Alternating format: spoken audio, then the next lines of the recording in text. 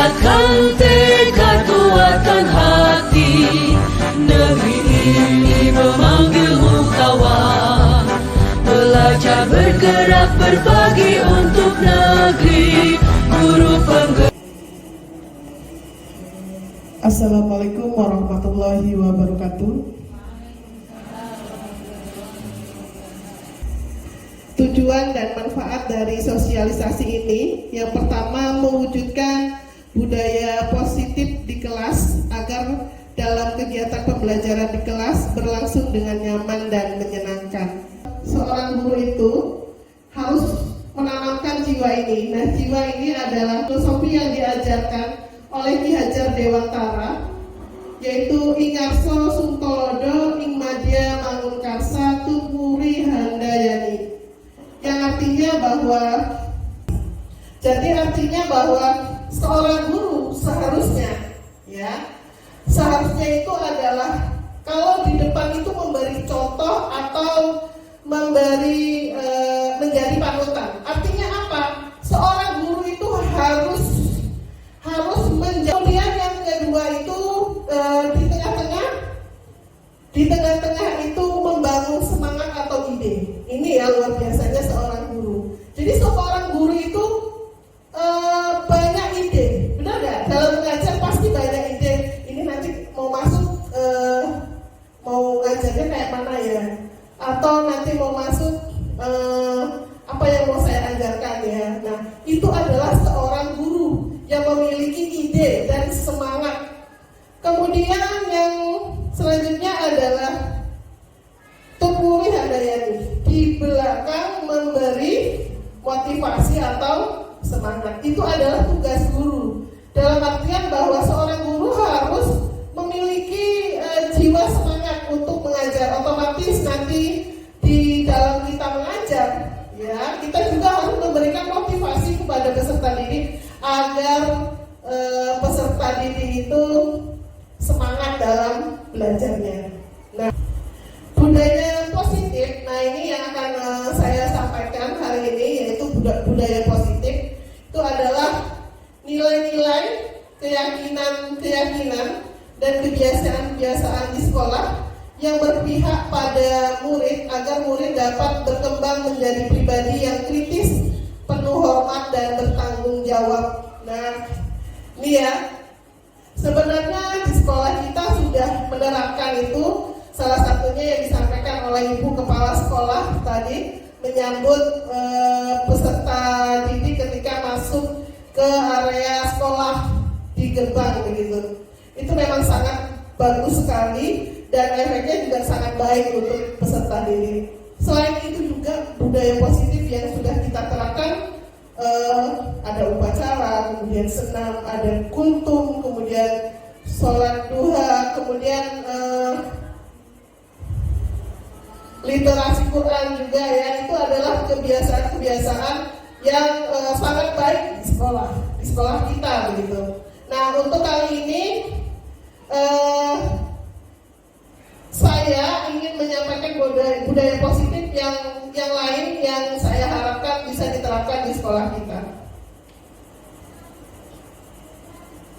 Nah, untuk menciptakan budaya positif itu dapat dilakukan. Yang pertama adalah perubahan paradigma belajar, kemudian disiplin positif, kemudian motivasi perilaku manusia, kemudian kebutuhan dasar, keyakinan kelas, dan kemudian posisi kontrol guru dan restitusi. Nah, jadi akan saya bahas ini hari ini.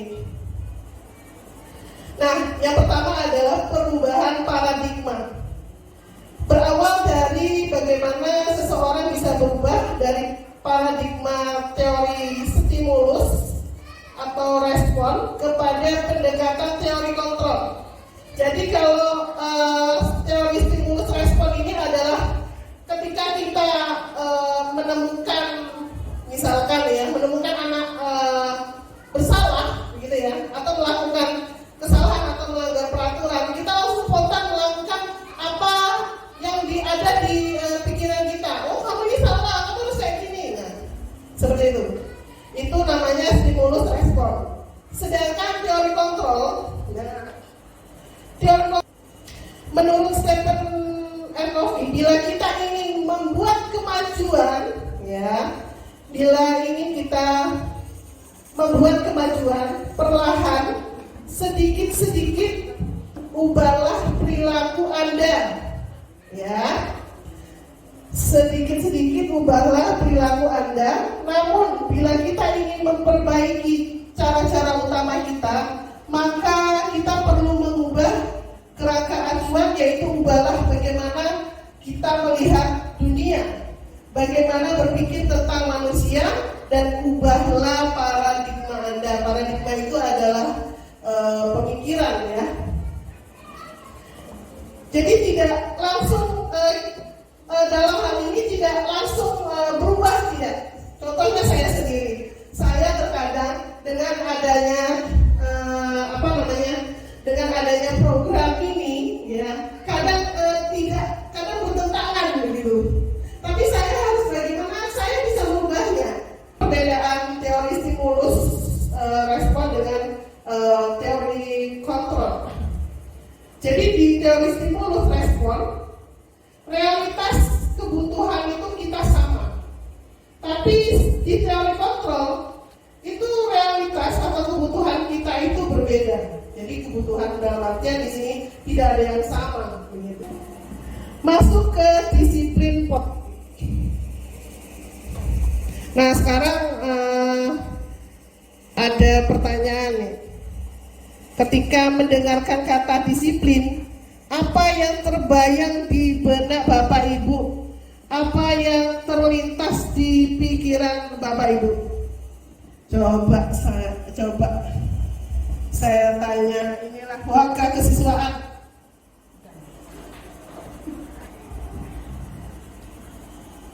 Disiplin menurut saya adalah kita, contoh sederhana saja bagi pendidik atau guru, datang tepat waktu dan usaha dan menempatkan sesuatu pada tempatnya. Contohnya kita harus memberikan teladan bagaimana kita menuntut siswa untuk disiplin, sementara kita tidak mampu disiplin atau memanage waktu kita sendiri dalam belajar. Terima kasih. Terima kasih ya Bu Waka kesiswaan. Ini yang berkecimpung di dalam siswa berkaitan dengan disiplin. Jadi ketika dengar kata disiplin pasti terlintas apa selain yang disampaikan Bu Lili? Aturan. Terus apa lagi? Tata tertib. Terus ada lagi? Hukuman, benar ya? Ya pasti itu. Ngakunya ke situ disiplin itu. Tapi sebenarnya ya disiplin itu bukanlah itu artinya, ya kan? Disiplin itu adalah menguatkan diri kita, ya, menempatkan diri kita pada sesuatu hal yang mengontrol diri kita. Disiplin itu, ya.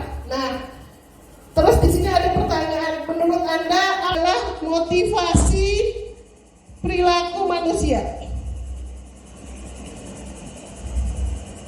Nah, sebagai seorang pendidik, motivasi apakah yang mendasari tindakan Anda? Nah, di sini ada 3. Begitu ya? Yang mana? Yang ketiga. Ya mudah-mudahan yang ketiga ya. Motivasi perilaku manusia disimpulkan menjadi 3 sama dengan jawaban yang tadi. Yang pertama menghindari kenyamanan atau hukuman, yang kedua mendapatkan imbalan, dan yang ketiga itu menjadi orang yang mereka inginkan dan menghargai diri sendiri. Nah ini contoh kasus nih, saya bacakan ya. Iva kurang menguasai pelajaran matematika. Bu Ida, coba Bu Ida jawab pertanyaan yang pertama. Apakah Anda setuju dengan tindakan Pak Seno terhadap Iva? Kenapa Bu Ida? Karena menjatuhkan mental anak. Oke. Kemudian Bu Resti lah coba. Bu Resti yang kedua. Menurut Bu Resti, tindakan Pak Seno terhadap Iva itu sebuah hukuman atau konsekuensi? Konsekuensi. Kenapa? Tindakan Pak Seno terhadap Iva itu bukan hukuman ya. Bagi Resti sih sebenarnya karena anaknya kurang memperhatikan ya Bu ya. Karena kurang memperhatikan jadi dihukum anaknya supaya dia cepat tidak mengulangi perbuatannya seperti itu lagi gitu kan Bu. Tapi bagi Resti nggak setuju kalau beliau melakukan hukuman seperti itu gitu. Jadi bagi Resti konsekuensinya itu Kurang tepat gitu? iya Bu, benar. Oke.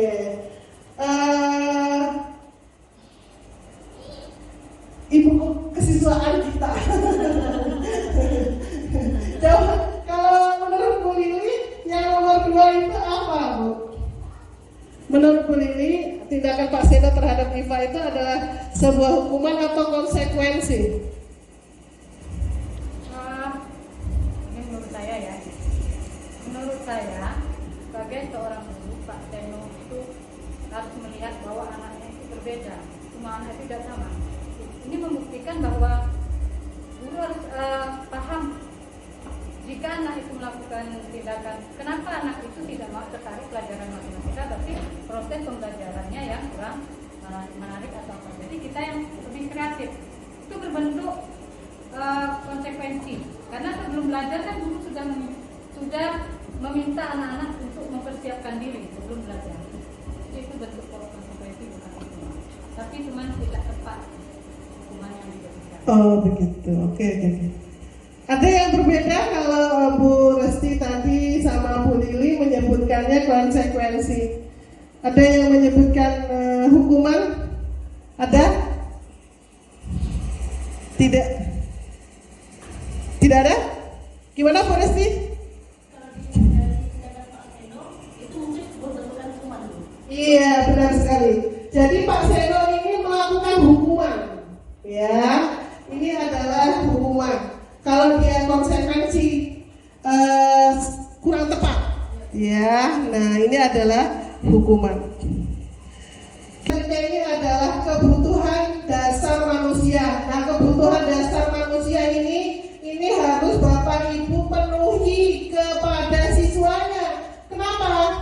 Karena ini merupakan dasar kebutuhan manusia. Ya. Jadi yang pertama itu adalah kesenangan. Jadi ketika belajar harus menimbulkan kesenangan. Jadi anak itu harus ada senangnya. Kemudian cinta dan kasih sayang. Nah di sini bahwa tunjukkan kalau kita itu mencintai dan menyayangi anak-anak kita. Tunjukkan itu. Caranya bagaimana? Dengan menanyakan kabar aja sudah merupakan salah satu bentuk cinta dan kasih sayang. Benar nggak? Gimana kabarnya nama Ibu? Nah, itu udah salah satu bentuk contoh. Kita akan masuk pada posisi kontrol restitusi. Ya. Nah, ini ada 5 posisi kontrol. Yang pertama adalah posisi penghukum. Ya. Posisi penghukum itu bisa menggunakan fisik maupun verbal. Contohnya dengan kalimat yang sering diucapkan guru. Kamu salah. Nah itu sebenarnya sudah termasuk dalam penghukum. Jadi kita itu dijudge sebagai seorang penghukum kalau misalkan seperti itu. Contohnya saya ini ya Bapak Ibu, saya terkadang pun seperti itu. Jadi untuk menghilangkannya itu belum bisa sempurna hilang. Jadi pelan-pelan. Nah, kalau kita ingin maju, kita harus merubah paradigma kita, harus merubah pemikiran kita. Tapi tidak bisa langsung semua, tapi pelan-pelan. Selanjutnya di yang kedua, posisi membuat merasa bersalah. Biasanya guru bersuara lembut, hening, tetapi orang lain merasa tidak nyaman. Contohnya, ibu sangat kecewa sekali dengan kamu. Nah, kata-kata seperti itu sebenarnya tidak boleh sebenarnya, ya. Tapi pernah kita lakukan ya kan, Bapak Ibu, apalagi Ibu Walasnya ini, ya kan, Ibu Walas ini sering ini ngomongin ke anaknya. Tapi bagaimanapun juga, ya, bagaimanapun juga kita punya menghadapi anak itu beda-beda. Tapi di sini dengan sudah sosialisasi ini bahwa dengan menggunakan kata-kata seperti itu aja sebenarnya tidak boleh, ya. Itu sudah kena mentalnya, Bapak Ibu.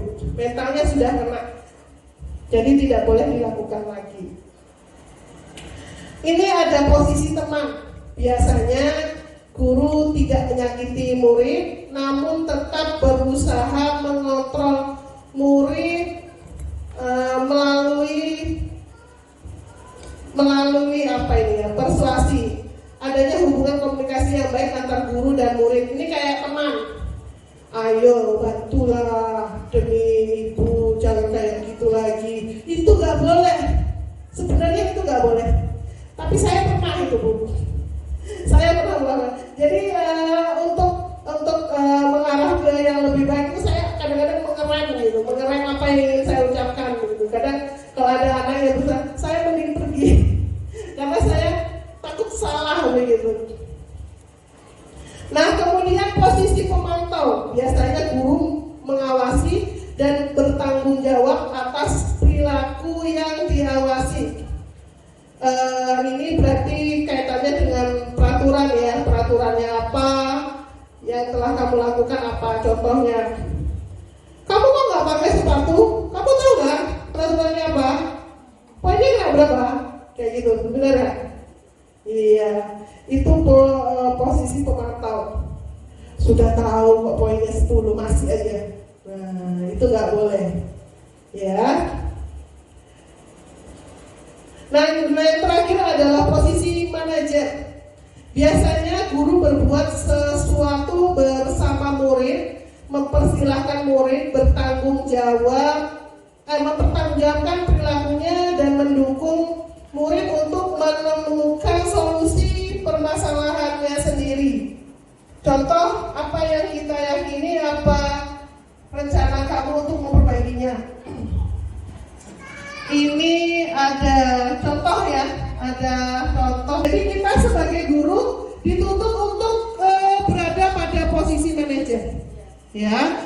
Artinya tidak boleh mengejas anak langsung, tidak boleh. Jadi kita harus mencari apa penyebabnya dulu, biar anak itu bercerita dan mengatakan bahwa tidak ada bukan dia aja yang pernah melakukan kesalahan, tetapi saya dan yang lainnya pasti pernah melakukan kesalahan itu, dan kemudian kita meminta anak itu untuk mempertanggungjawabkan, ya. Nah, mempertanggungjawabkan ini adalah merupakan keyakinan kelas atau kesepakatan kelas. Nah, ini ya yang akan kita pelajari di sini. Ini keyakinan kelas. Mengapa harus keyakinan kelas? Mengapa tidak peraturan kelas? Ya. Nah, ini ya. Keyakinan kelas itu nilai-nilai kebajikan universal yang disepakati secara tersirat dan tersurat dan menekankan pada keyakinan seseorang untuk memotivasi dirinya dari dalam. Jadi keyakinan kelas ini bentuknya itu tidak paksaan, tapi kalau peraturan tadi itu berupa paksaan, begitu ya. Jadi ketika anak dipaksa, maka jiwa berontaknya itu akan muncul, betul tidak? Nah, perlu adanya yang namanya keyakinan kelas. Untuk ciri-ciri keyakinan kelas, ini yang pertama bersifat lebih abstrak dari peraturan. Kemudian keyakinan kelas berupa pernyataan-pernyataan universal yang dibuat dalam bentuk kalimat positif. Kemudian keyakinan kelas tidak dibuat dalam jumlah banyak sehingga mudah diingat dan dipahami oleh semua warga kelas. Kemudian merupakan suatu yang dapat diterapkan di lingkungan sekolah. Kemudian pembuat keyakinan melibatkan semua warga kelas melalui kegiatan curah pendapat. Kemudian keyakinan kelas ditinjau kembali dari waktu ke waktu, jadi bisa berubah gitu ya. Keyakinan kelas ini nantinya bisa berubah. Langkahnya nanti Bapak Ibu nanti saya minta untuk membuat ini di kelas, terutama ini untuk wali kelas. Guru yang lain bagaimana Bu? Bisa guru yang lain ini dengan yang namanya kesepakatan kelas ketika mau masuk belajar. Nah, ini mempersilahkan warga sekolah untuk bercurah pendapat tentang keyakinan kelas yang disepakati. Kemudian mencatat semua, masukkan para murid di papan tulis atau di kertas poster. Jadi nanti ketika wali kelas masuk ya, nanti saya minta di hari Senin wali kelas masuk jam pertama, kemudian membuat kesepakatan dengan siswanya ya. Nanti saya kasih contohnya. Kemudian susunlah keyakinan kelas, tinjau kembali daftar curah pendapat yang sudah dicatat. Jadi tidak perlu semuanya harus ditulis. Kemudian keyakinan kelas yang sudah dibuat ditempel di dinding kelas dan ditandatangani oleh wali kelas. Nah, nanti ada kaitannya ya keyakinan kelas ini dengan hukuman, konsekuensi dan restitusi yang akan saya jelaskan. Kami di depan kelas tanpa memberi penghargaan stiker bintang. Gimana? Dengan memberikan pujian, menambahkan nilai, terus ada lagi? Memberikan pujian dan memberikan tambahan nilai itu termasuk hadiah atau penghargaan. Motivasi untuk lebih baik. Caranya gimana Bu? Memberikan motivasi.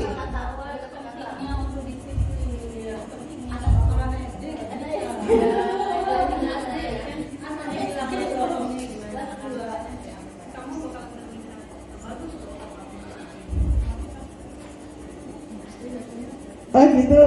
Yang lain, ibu kesiswaan kita ini lebih paham ini.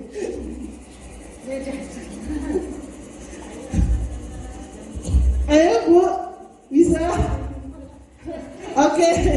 Enggak mesti harus SD Bu, sama dengan kita sebenarnya. Sebenarnya ini jawabannya cuma satu, yaitu adalah pembiasaan antri. Jadi pembiasaan ini memang perlu harus diterapkan. Jadi kalau misalkan pembiasaan ini kan sesuatu hal yang berulang-ulang. Mungkin di awal mungkin akan sulit, ya kan? Di awal mungkin akan sulit. Tapi lama-kelamaan dengan pembiasaan kita bisa sesuai dengan jalur. Contoh kita, gitu ya kan? Dulu, ya kan? Dulu itu untuk anak datang tepat waktu itu sulit sekali, benar nggak Bapak Ibu? Ya kan? Sekarang apa? Perlahan-lahan. Memang tidak langsung semua anak siswa kita itu bisa datang tepat waktu, ya kan? Perlahan-lahan. Nah, seperti contohnya ini kameramen kita.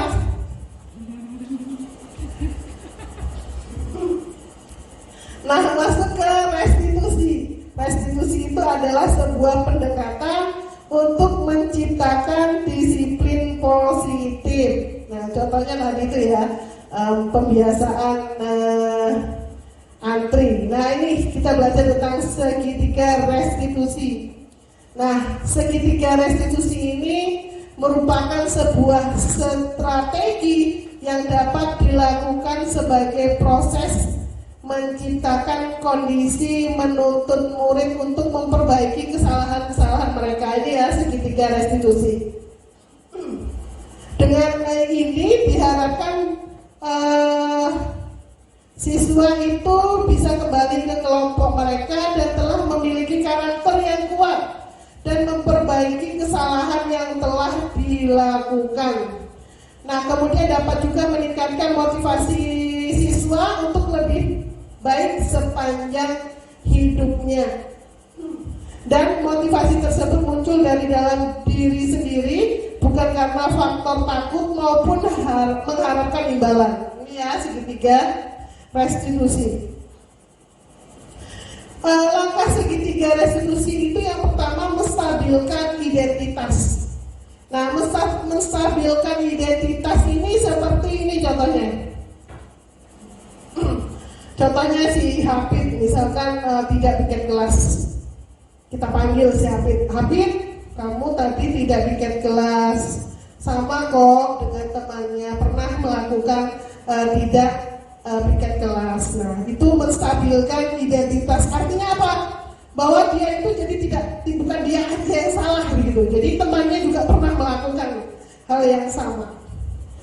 Kemudian validasi tindakan yang salah. Nah, ini kita harus jadi jadi kita tanya itu anak. Jadi Hafid, menurut Mas Hafid ini salahnya apa ya? Tidak bikin kelas, Bu.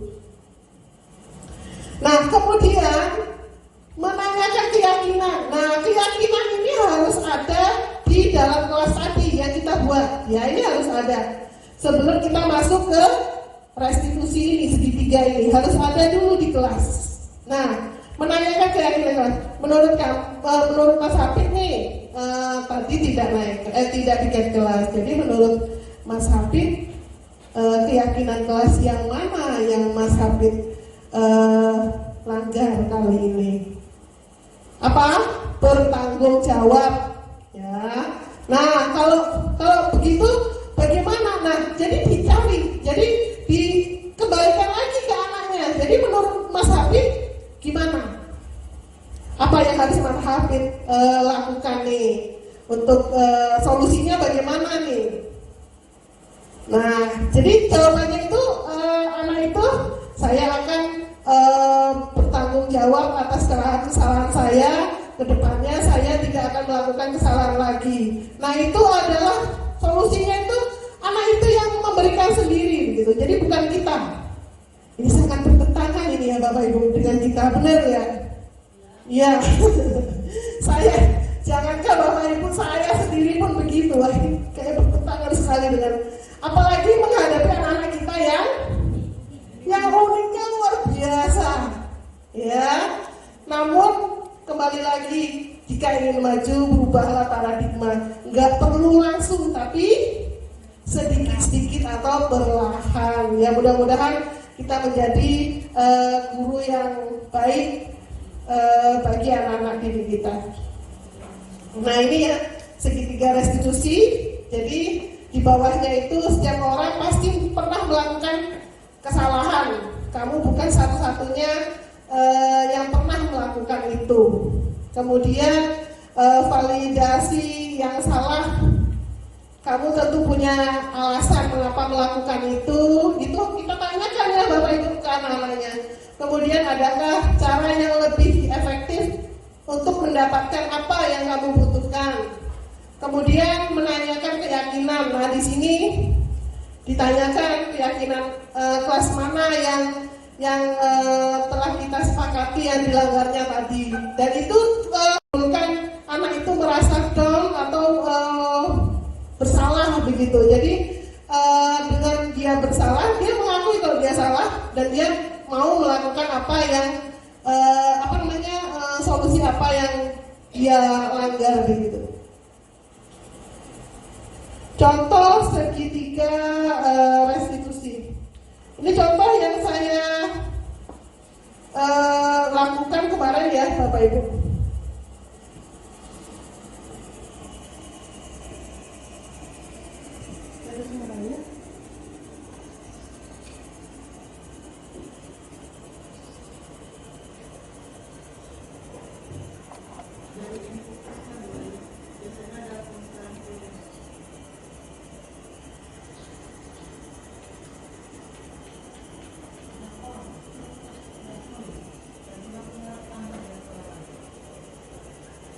Kadang laptop ini.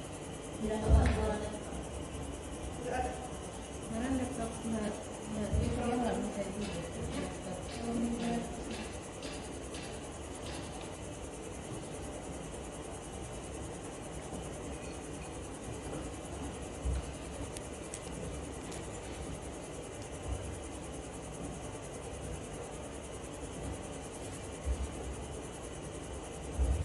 Saya cancel nanti ya di luar setelah ini saya kasih rekaman. Nah ini contoh keyakinan kelas yang akan Bapak Ibu buat di kelas, terutama wali kelas. Ini saya ambil beberapa contoh, boleh nanti modelnya seperti ini. Setiap anggota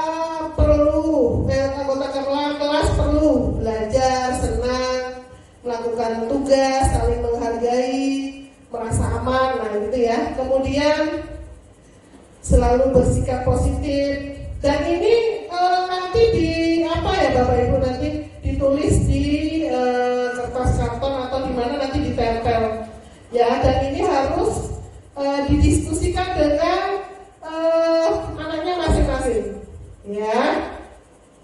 Kemudian ada hormat kami. Kami meyakini bahwa sangat penting untuk menghormati semua orang dan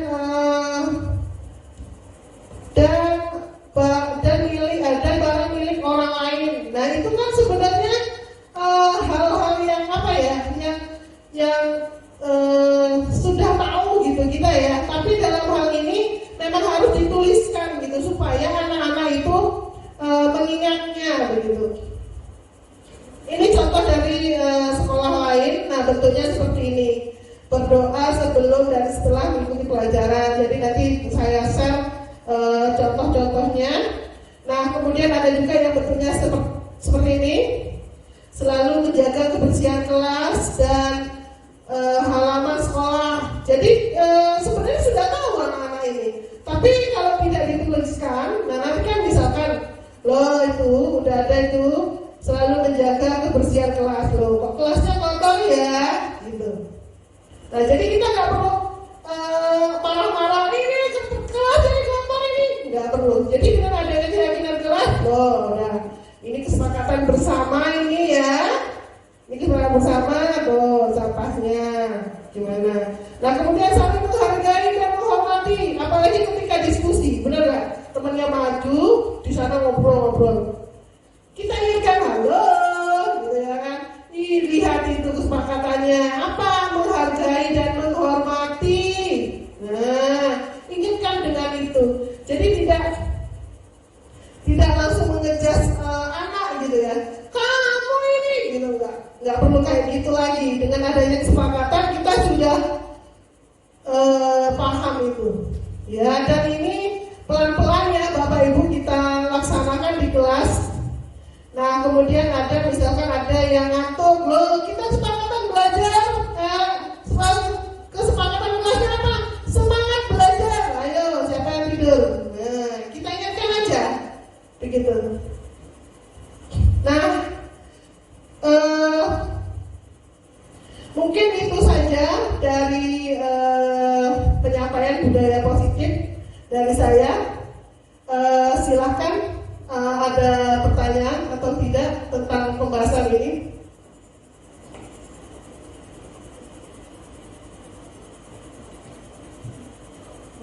Ya, silakan Mbak Risma. Jadi ini untuk yang keyakinan kelas tadi itu seperti semangat belajar ya. Jadi contohnya itu mengantuk. Ya. Ketika kita bahas sama anak, apakah kita kasih tahu? Misalnya kita muncul di karton itu cuma semangat belajarnya. Nah semangat belajar ini kita tulis ya. Bagian apa-apa saja yang masuk ke semangat belajar. Apakah harus dikasih tahu seperti itu atau dituliskan juga di karton itu? Kalau poin-poinnya ini ya, kalau poin-poinnya tidak perlu ditulis. Jadi kita semua belajar itu sudah masuk semuanya. Lingkupnya banyak sekali ya, ngantuk, kemudian yang malas menjawab, masuk juga itu. Jadi nanti ketika mendiskusikan dengan anak, itu yang masuk semangat belajar itu apa saja itu disampaikan. Tapi sebelum membuat ini ya Bapak Ibu, itu anak yang menulis di papan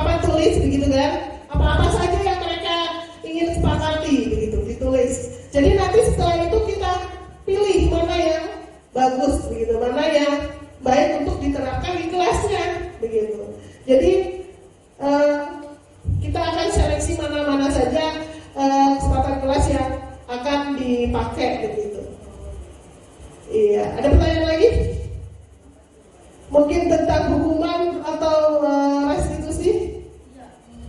Masalah tadi kan ada hukuman tuh, kemudian ada sanksi. Hukuman itu ada yang bersifat fisik gitu, kayak lari. Apakah itu boleh? Iya, terima kasih Bu Arisma. Jadi tidak boleh. Jadi tadi ada posisi kontrol tadi ya, ada posisi kontrol, tetap tidak boleh. Jadi kita harus yang ke manajer tadi, bagaimanapun. Jadi kalau di guru penggerak ini mengarahkan guru, semua guru itu mengarahkan ke sana gitu. Jadi tidak ada guru itu yang menghukum, tidak ada yang membuat merasa bersalah, kemudian tidak ada yang sebagai posisi pemantau tadi, tidak boleh. Sama halnya penghukum itu masuk di fisik ya, itu tidak boleh. Ada lagi Bapak Ibu pertanyaannya? Tidak ada? Kalau tidak ada, mungkin sampai di sini pertemuan kita. Kurang dan lebih saya mohon maaf. Semoga apa yang saya sampaikan bermanfaat dan dapat diterapkan di sekolah kita demi kemajuan sekolah kita dan menjadi guru yang baik dan berkualitas. Sebelum saya akhiri, boleh kursinya berdekatan, Bapak Ibu, berdekatan dengan berdua-dua ya, ini berdua, kursinya aja ya.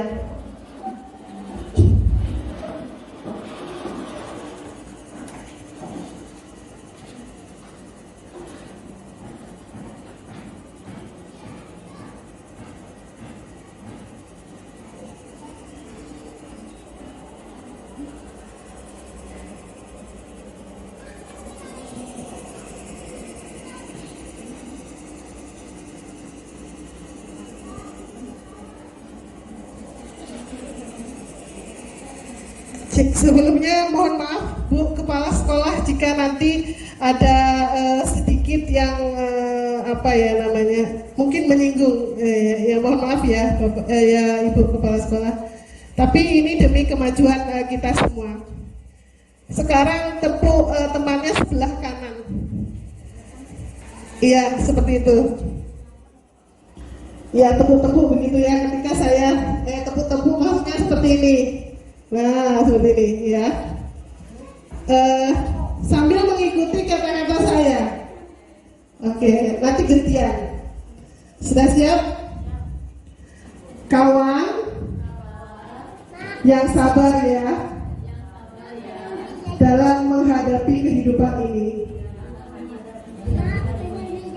Saya tahu bebanmu sangat berat. Dari bangun tidur sampai tidur lagi. Yang sabar ya kawan. Saya tahu kerjaanmu gak ada habisnya, di rumah maupun di sekolah. Dari ngurusin rumah tangga dan ngurusin anak-anak di sekolah. Diucapkan Bapak Ibu. Balik lagi, gantian. Yang sabar ya kawan. Belum lagi ada tugas tambahan yang gak kelar-kelar. Belum lagi disalahkan. Seperti tidak ada benarnya kita ini. Padahal kita sudah melakukan yang terbaik ya kan kawan. Memang sih gak baik-baik banget. Yang sabar ya kawan. Saya tahu siswa-siswi di bangku salam ini yang kita didik luar biasa unik-uniknya. Jadi kita harus lebih kuat dan selalu sehat. Jangan sering sakit ya kawan, agar kita bisa berjuang bersama-sama mencerdaskan bangsa. Ayo kita buktikan